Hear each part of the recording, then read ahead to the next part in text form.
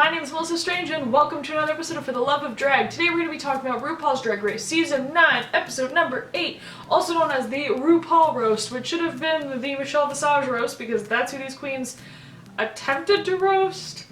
We'll get into that very soon. But this episode actually started off with the post-Aja elimination, which they didn't really even get into that much, right? It was very lightly grazed because they had so much to cover in this episode. The library was opened, and then it was closed quite quickly. If you can even remember that they did that in this episode, because that was real short. We had the roast. We didn't have a runway, and we had a lot of foolishness happening, let's call it. So let's get into it. So Aja's gone. Some of the New York queens are sad to see her. Some aren't because she's out of competition, less queens, closer they are to the crown. Totally understandable. Now, last week I was talking about the Aja versus Nina, who should have gone home versus who went home, if everyone agreed or disagreed, and quite a few of you commented because of TV. Like, she is still in it because she's the underdog, she is TV. So, quite a few of you did, but I'm gonna read this comment from Jimrat Carpe Diem, and if you want me to read your comment in my next week's video, you better leave one down below. Jimrat Carpe Diem says, I think they are keeping Nina because she makes for better TV. As a culture, we have always been captivated by watching someone with great talent self-destruct. Think about Amy Winehouse, Whitney Houston, Michael Jackson, Marilyn Monroe. As a viewer, you keep hoping that they will see the light and come around, recognize how awesome they are, and come back on top. I think that's how we feel about Nina. Clearly talented, but her own worst enemy, and we want her to value her talent as much as we do. But will she? Therein lies the suspense. Stay tuned. That's what the producers want you to do. And that makes sense. It totally, 100% makes sense. You know, Nina's storyline and her self-destructiveness is a good storyline. Now, I thought that Aja really does have her own struggle in a way, and so you could have kept Aja in the competition. And then Aja had a storyline and was going with that too. So that's kind of where I was. Where my confusion lied into why they kept Nina was more on a professional level. I like Nina. I like everything she does online. I'm just a little confused as to her professionalism being kind of negative, or, you know, it's clearly making people standoffish. So I thought that was kind of weird that she's kind of been given and let off the hook a few times. She's been given more than one chance when it comes to her professionalism. Todrick had a problem with it. Both Jenny and Tori had a problem with it in the last episode. And Ru has spoken to Nina about this attitude or her professionalism issues. So it's kind of weird to see her not let off the hook because she was in the bottom, but it was kind of weird that they're giving her a third chance at it. You know, I think if she's not professional one more time, she will end up probably going home because, you know, you're going out and representing RuPaul, and if you can't work with other people, and even on the show you're being presented as unprofessional, or it's not even unprofessional, but it's difficult to work with. She's very like, you know, in her head, can't work with it, like, you know what I'm saying, you've watched it, obviously. She's just very standoffish and hard to work with by the looks of it, and that's really not good for her, and, you know, for us all to be watching and seeing that, because then you kind of get it that if she was to work with you, that there would be issues, and so there's this weirdness, like, that's where I thought Nina could go home over Aja, because the professionalism in representing RuPaul wants you to obviously be professional, be able to work with other people. It's a huge part of being a creative person. Again, if you want me to read your comment in my next video, make sure you leave one down below, that way I can talk about it next time. So in this episode, the library was opened, and it wasn't very good, guys. What was that? I mean, the reads were weak, and also, like, not only were the reads weak, did anybody else notice that only Valentina got like a bunch of her reads aired? How bad were the other ones that they had to show us? I think it was 4 reads that Valentina did, and I think we got 1 or 2 for each of the other queens. That was weak, if you ask me. The entire reading mini challenge was weak. I'm not surprised that Valentina won. I actually thought some of her jokes were good. Here's the thing, you're literally with these people for this entire time. You can write, you know this challenge is coming. You can prepare some of these jokes ahead of time.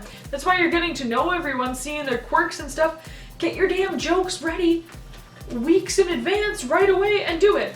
Like, I mean, even in the past, some of the not funny queens in previous seasons have been able to be funny during the reading challenge because they're paying attention, they're observing what is happening, and then they are reading the bitches. Now, there's always that handful, that grab bag of classic reads that you could bring up no matter what to pretty much anyone. You can make fun of their mug, you can call them a slut, you can make fun of like someone's teeth or their toes. Like there's certain ones that are very easily and very overdone, but guess what? They're safe, they're funny, you'll be good.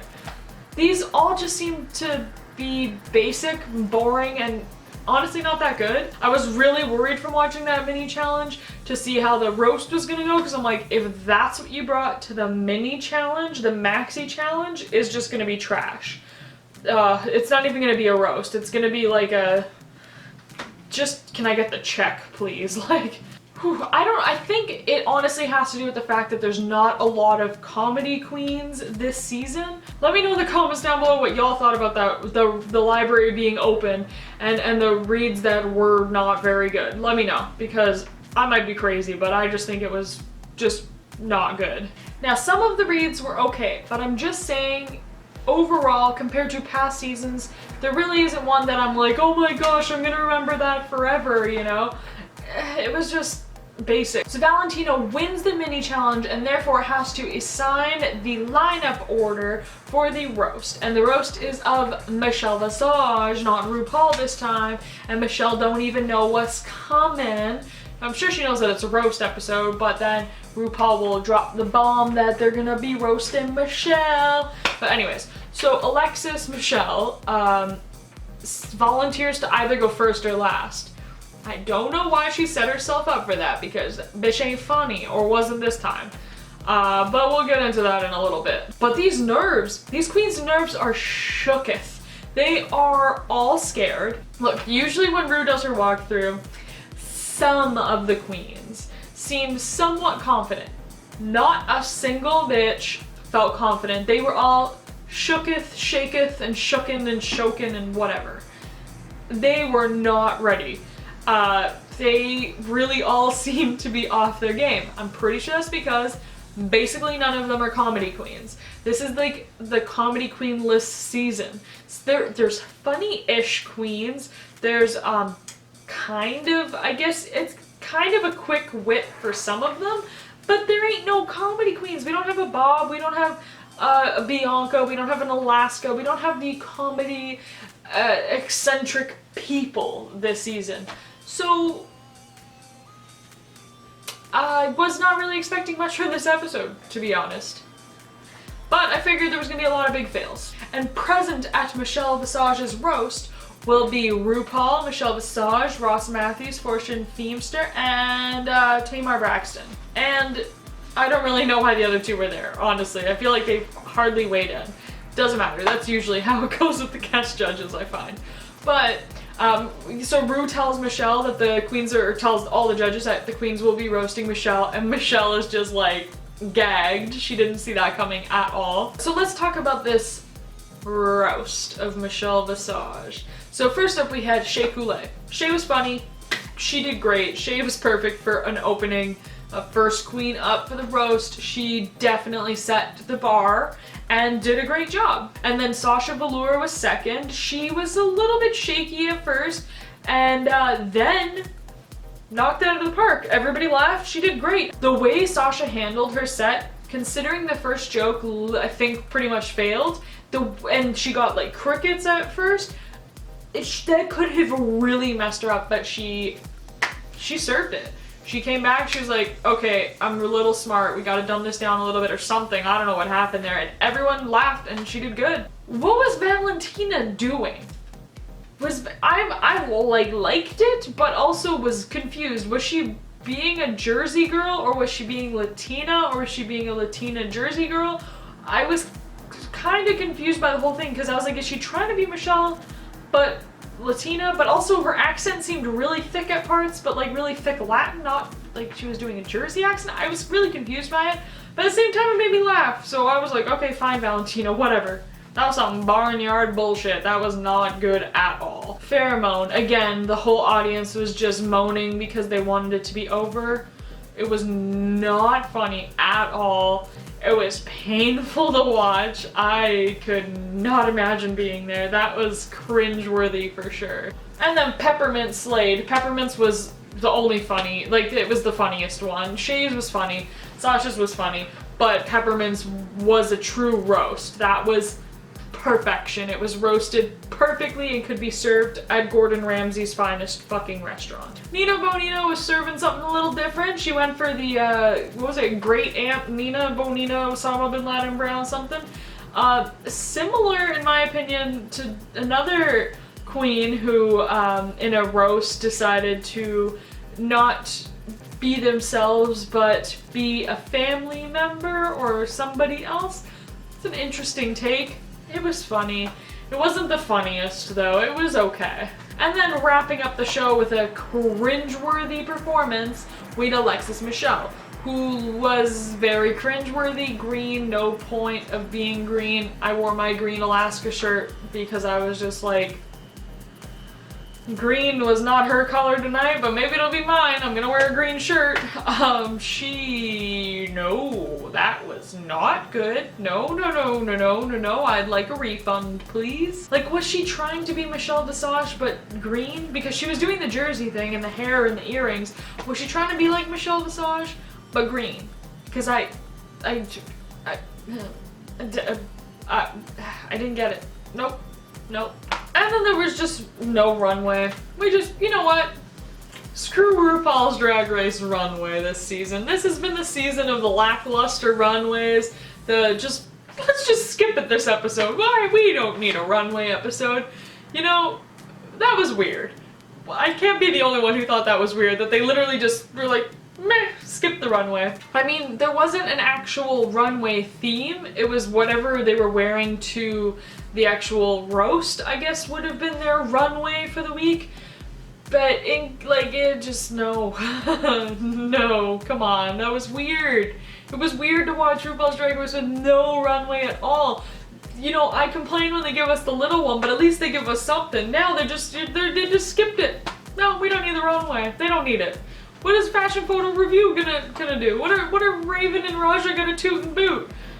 There was no runway. Anyways, the winner of the week was Peppermint, and that was hands down obviously going to happen because Peppermint killed it. I was surprised that Peppermint killed it, to be honest, because she hasn't really come across as super funny.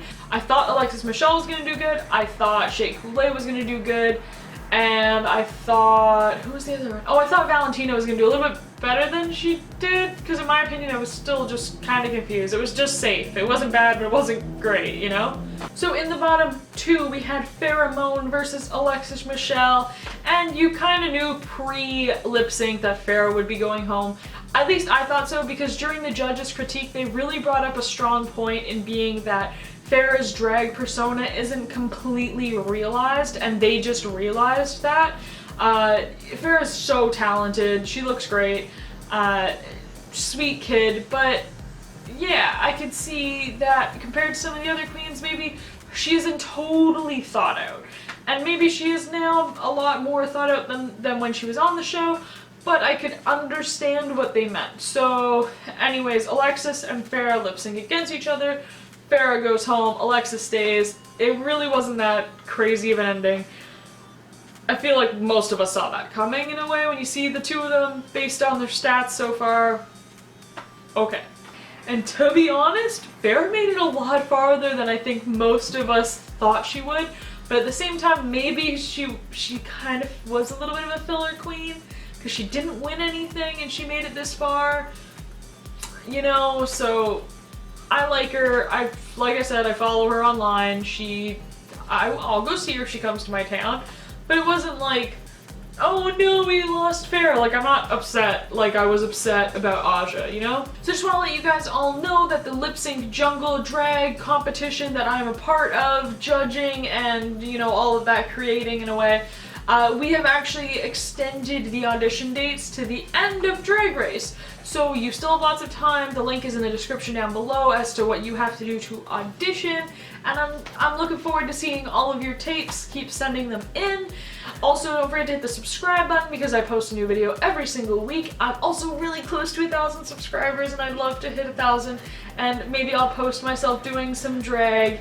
If y'all hit me at 1,000, I'll post a drag, me doing drag. I won't tell you if I'm gonna do bio or if I'm gonna do drag king or what the hell I'm gonna do, but y'all best be hitting subscribe so you see it. I promise you, it will be worth it. And make sure you leave me a comment down below with what you thought about tonight's episode. Do you agree that this library being open business was just not worth it because these queens was not funny?